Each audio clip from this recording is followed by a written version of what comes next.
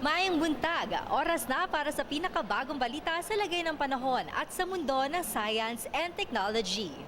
Ako po si Jel Miranda and we welcome you to DOSTXII, Science for the People. Hatid pa rin namin sa inyo ang special coverage ng selebrasyon ng Regional Science and Technology Week ng DOST Region 12. Abangan ang mga proyekto at serbisyo na tampok sa selebrasyon na ito para sa mga kababayan natin sa Soxargen. Dito lamang sa DOSTXII, Science for the People.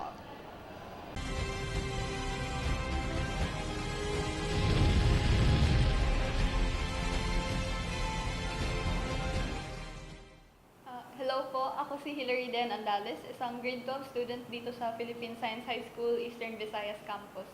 Ako po ay nananawagan ngayon at inaanyayahan ko kayong suportahan po ang aking entry para sa competisyong 2017 Breakthrough Junior Challenge.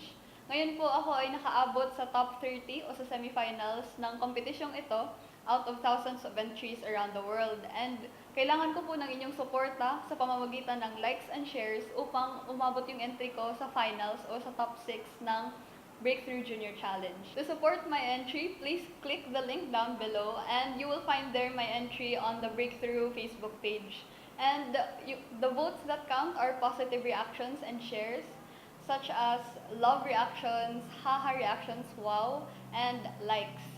Last year po nagawa natin ito, nakakuha tayo ng 40,000 votes, as in 40,000 likes and shares, at umabot po ako sa top 6 ng competition last year. So ngayon po, nananawagan po ako na gawin po natin ito ulit at sana ay makaabot na po tayo sa tagumpay ngayong taong ito. So salamat po and I hope masusuportahan niyo po ako ngayon sa pagsali ko sa competition ito ngayon. Exactly what number is this? She says it's 6. She says it's 9. So, who's right?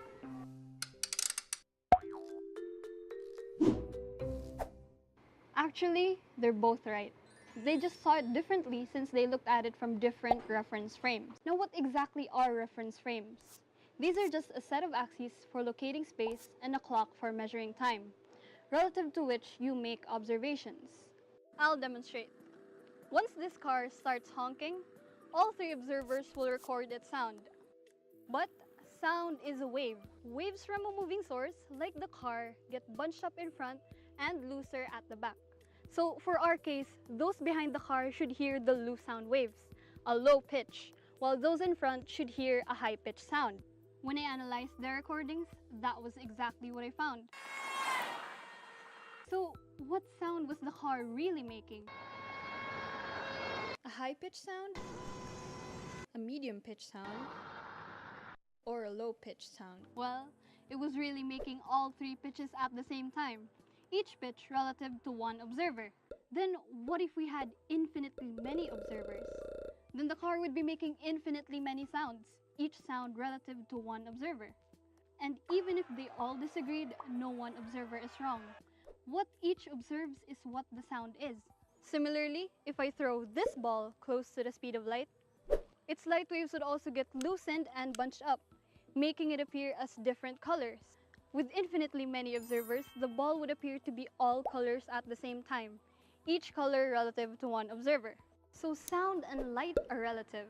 Ever heard of time being relative? Consider a light clock with two mirrors and a photon bouncing between them. Every time the photon hits the bottom mirror, it's one tick of time. So when I start moving, I see it travel in vertical lines. But from your stationary frame, it travels in V's. So since the photon has to travel a longer distance and the speed of light is constant, Each tick takes longer relative to you. So, moving clocks run slower, and the faster you run, the slower your clock ticks. So in Olympic races, Usain Bolt is actually the best time traveler. If he ran at 96.8% the speed of light and took 10 seconds to finish a race according to his clock, A stationary judge would record 40 seconds, to which he would obviously object. But their argument would be pointless since time is relative. So the really mind-blowing idea here is that observers in different frames will perceive different versions of the same reality. And every observer's frame is equally valid. So before you start making any observational arguments with others, first imagine yourself observing through their reference frames.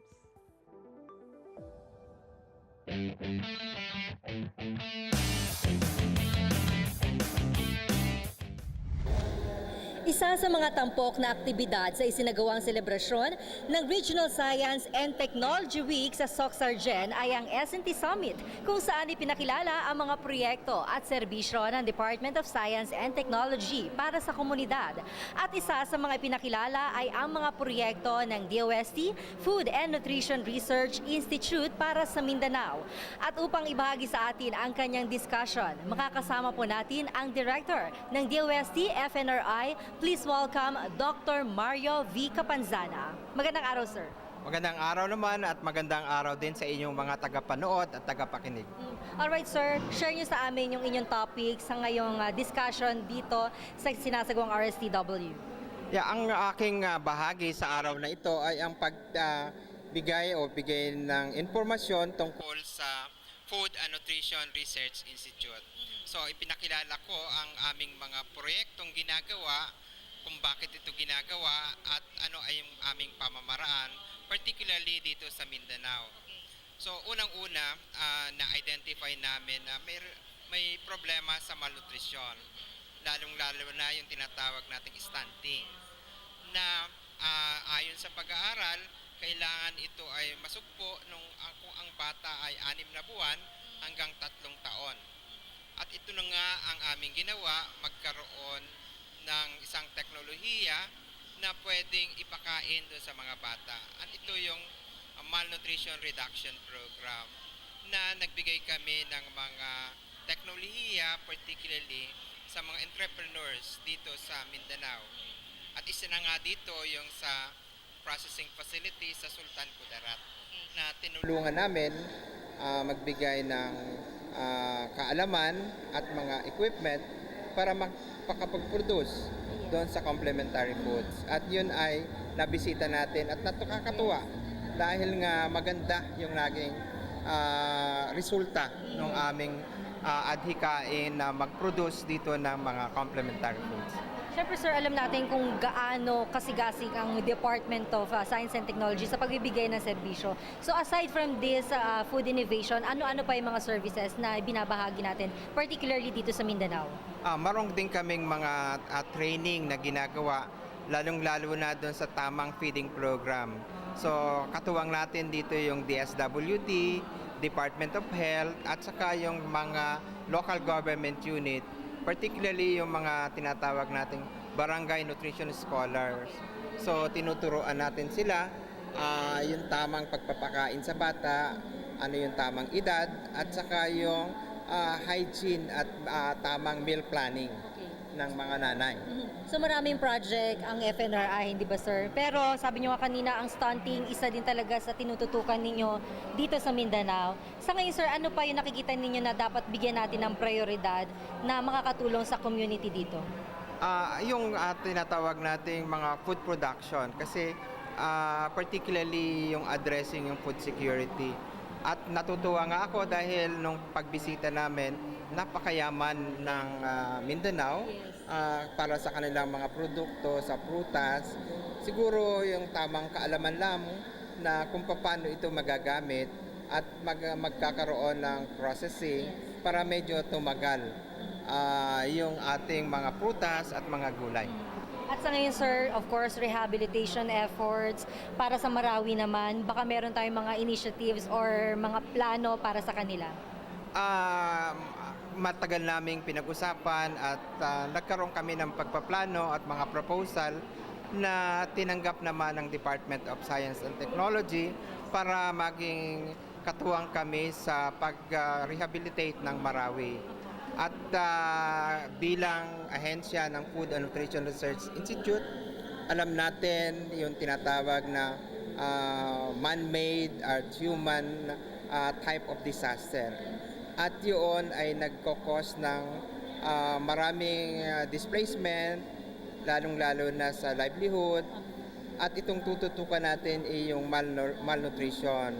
So kami ay magkakaroon ng isang pag-aaral at pagtulong na rin para yung mga batang apektado, lalong-lalo na yung mga nanay, ay mabigyan ng kaalaman tungkol sa nutrisyon at magkaroon ng mga tamang feeding program. So uunahin namin yung ating mga vulnerable groups. So pag naayos na at pwede na kaming pumunta, gagawin namin itong produkto. Unang-una, yung aming pagtuturo tungkol sa malnutrition at yung tingnan yung ating mga 6 months. Baka hindi na tama yung kinakain, so magbibigay kami ng mga pamamaraan para ma-improve yung kanyang nutritional status. At yun ay inihahanda na namin. So meron tayong mga partners, agencies na collaboration siguro, sir, para at least yung information, yung dissemination natin, maipabahagi natin lalo na sa mga, yung mga malalayong lugar, talaga ang daming proyekto baka hindi po nila alam. So sa Marawi, tinitingnan namin yung posibleng maging katuwang natin sa mga private sector. Maging instrumento kami para dumami pa ang tutulong. Lalong-lalo na nabanggit ko kanina, na ang FNRI ay may tinatawag natin National Priority Program ng NEDA.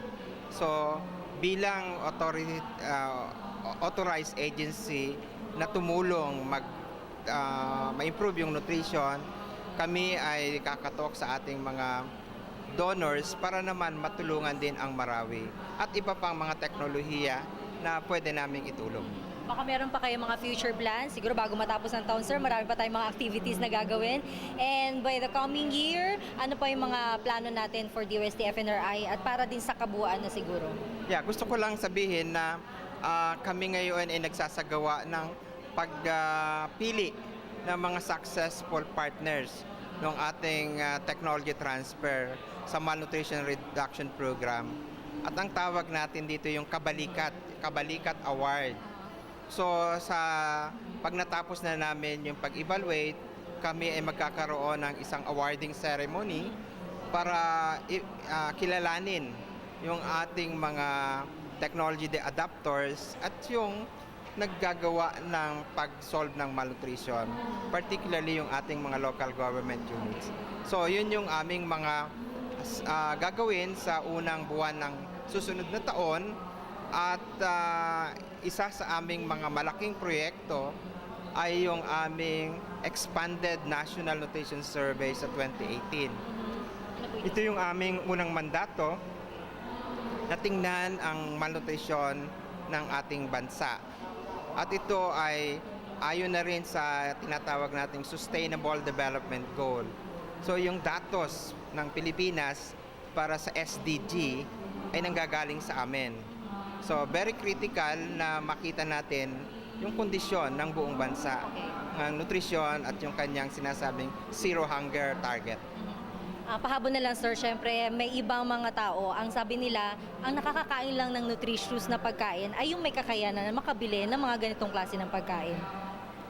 Hindi po yun tama. Dahil kung tama ang informasyon, katulad dito sa Mindanao, napakadami ng makakain. Yung ating mga indigenous vegetable ay andyan lang, pero hindi nagiging na-maximize. So ang kulang siguro yung tamang kaalaman, tamang pagpoproseso at tamang attitude para sa tamang pagkain. Tama. Baka may huli pa kayo mensahe, sir, para dun sa ating mga taga-subaybay. Mangyari po kung kayo ay nangangailangan ng informasyon tungkol sa food and nutrition at iba pang mga teknolohiya na makakatulong sa ating mga proyekto, sa ating mga kasamahan, mangyari po lamang i-contact ang aming ahensya, ang Food and Nutrition Research Institute, Department of Science and Technology. So maraming salamat at magandang hapon sa inyo. Maraming salamat din, sir. Thank you. Ang nakasama po natin mga kaibigan, of course, Dr. Mario Capanzana, ang Director po ng DOST FNRI.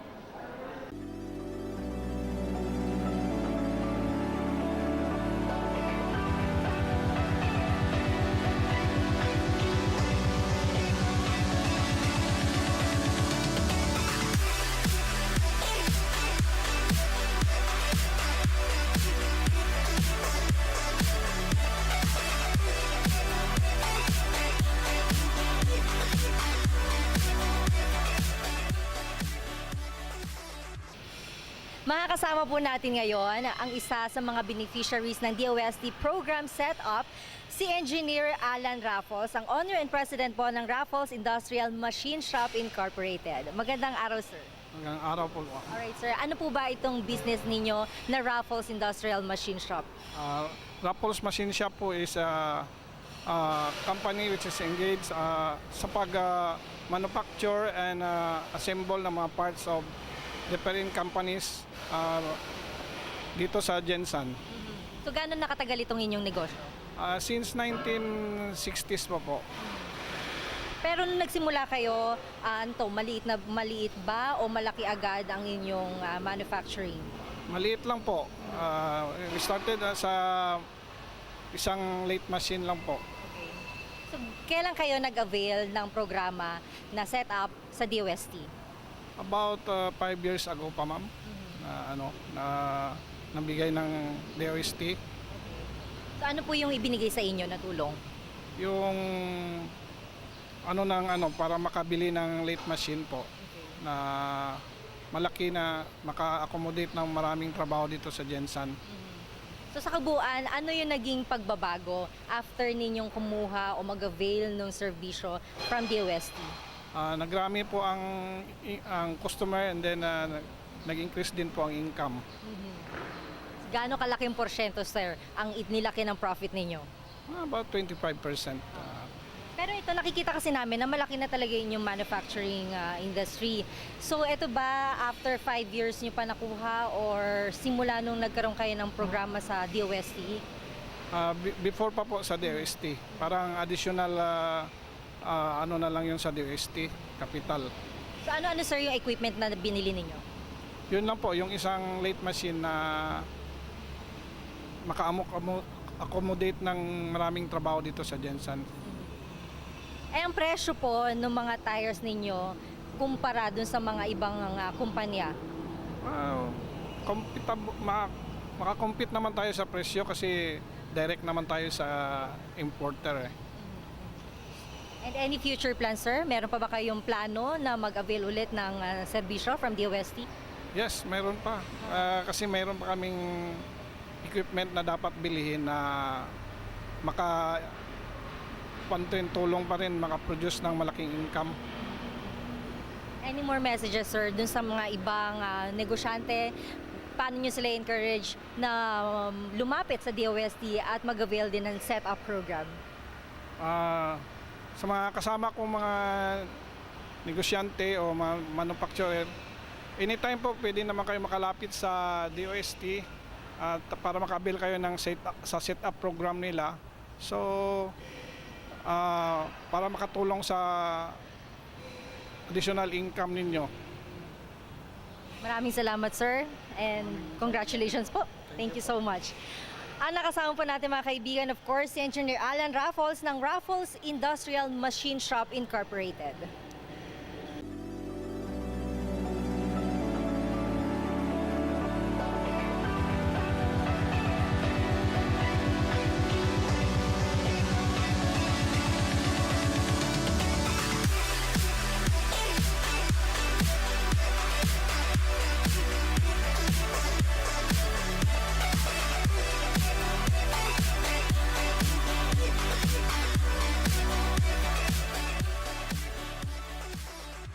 At nakakasama po natin ngayon ang President ng Green Tropics Coffee Enterprise, si Mr. Fred Fredeluces. Magandang araw, sir. Magandang araw po.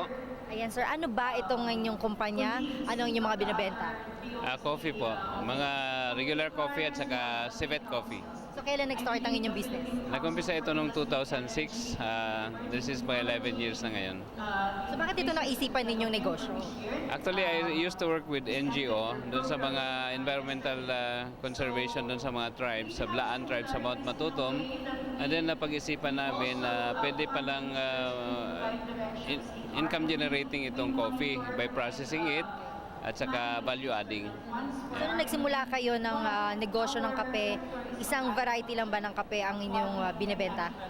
Yung ano namin, dalawang variety, one is Robusta and the other is Arabica. Inumpisa namin ng Arabica kasi marami doon. Highland siya, hiyang siya sa area. And then later on, nag-develop din kami ng mga Robusta coffee. Pero pagdating dito sa General Santos City, talaga may mga taniman din ng mga kape. Usually dito sa city, hindi masyado kasi wala masyadong mga mountains. Maraming coffee dito sa mga mountainous areas, lalo sa Region 12. We produce 60% of the total production ng coffee sa Mindanao. Nasa Region 12 po. Pero yung area namin ay nasa Mount Matutom. Itong Highland forest ito, maraming kape. At hiyang yung kape doon kasi volcanic soil siya. Yeah. So since 2006, nung nagsimula ang inyong negosyo, kailan naman kayo nag-avail ng set-up program sa DOST? Noong 2012, kasi kailangan namin i-upgrade yung aming technology. Kasi nga dati noon, medyo sangag-sangag lang. Tapos later on, mayroon din kaming air roaster dati. Kaya lang kailangan namin increase yung production. That's why nag-avail kami ng setup. So ano yung equipment na nabili ninyo mula dun sa binigay sa inyo ng DOST? Roasting machine, grinder, yung sorter, moisture meter, at saka yung mga ibang gamit pa. Yeah. Share na lang natin, sir, no? Hindi kayo nahirapan sa pag-apply para dun sa programa? Actually, madali lang yon. Kailangan mo lang ipakita na maganda yung business, may potential, nakakatulong sa mga tao.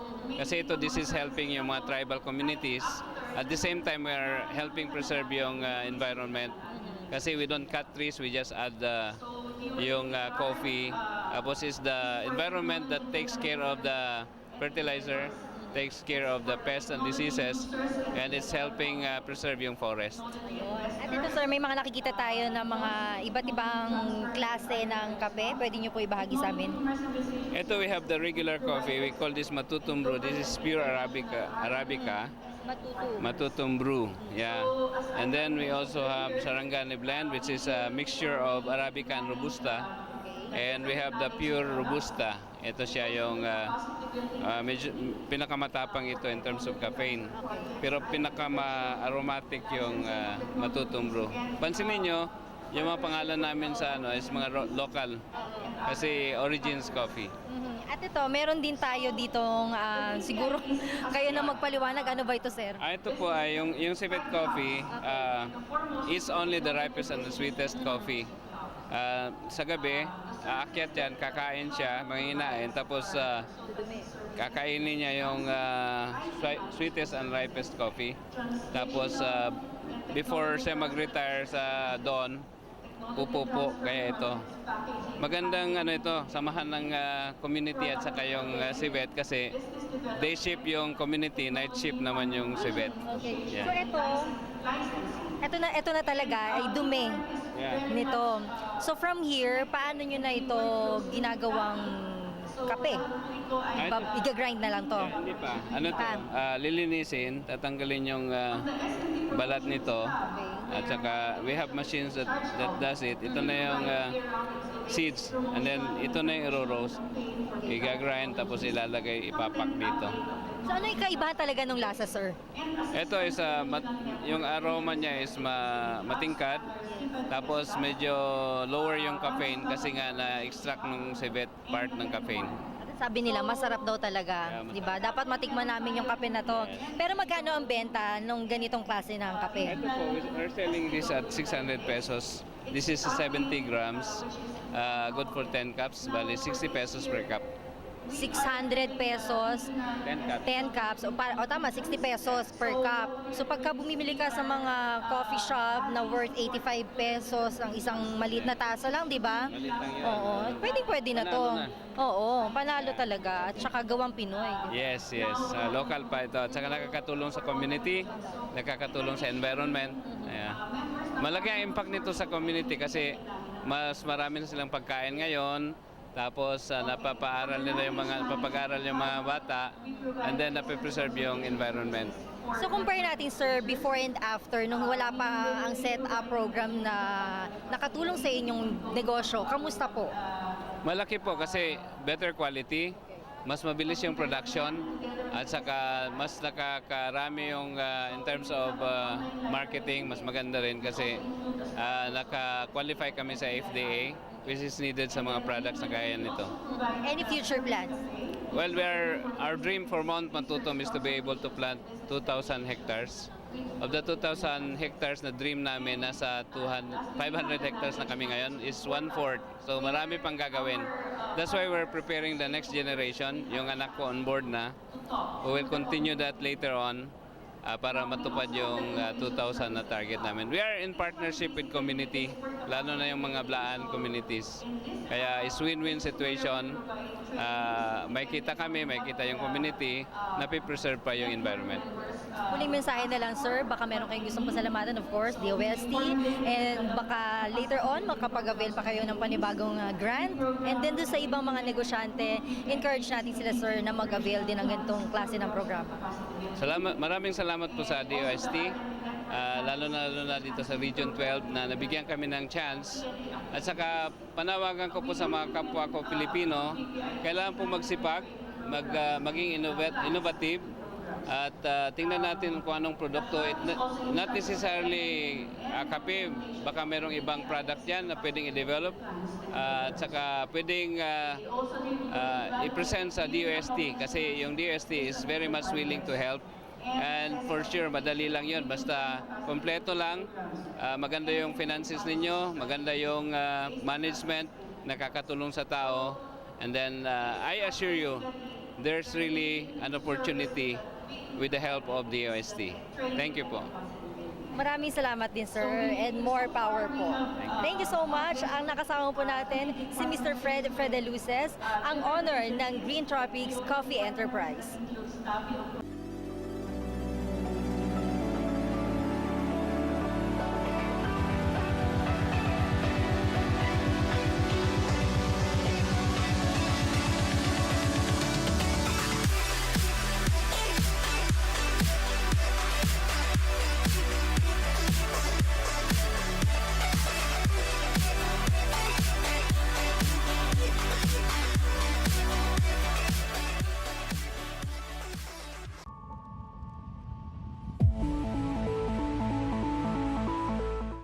Magandang umaga, narito na ang lagay ng ating panahon para sa araw na ito, araw ng Lunes. At ngayon nga may binabantayan tayo ng isang low pressure area na uli nating namatan sa layong 625 kilometers silangan ng Hinatuan sa Surigao del Sur. At ito ay nakapaloob sa tinatawag nating Intertropical Convergence Zone o ITCZ. At ito ngayon nakaka-apekto partikular na sa Mindanao at gayon din sa lalawigan ng Palawan. Ito magdadala ng maulap na kalangitan sa malaking bahagi ng Mindanao at gayon din naman nakaka-apekto na ngayon ng northeast monsoon o hanging amihan.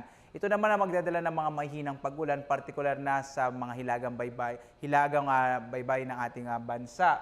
Sakop din yan yung mga rehiyon ng Ilocos, Cordillera at Cagayan Valley. At narito nga magiging lagay ng ating panahon para sa Luzon. Makikita ho natin na malaki ang tsansa ng pag-ulan dito sa may lalawigan ng Aurora. Dulot yan nung tinatawag nating wind convergence o yung pagsasalubong ng hangin.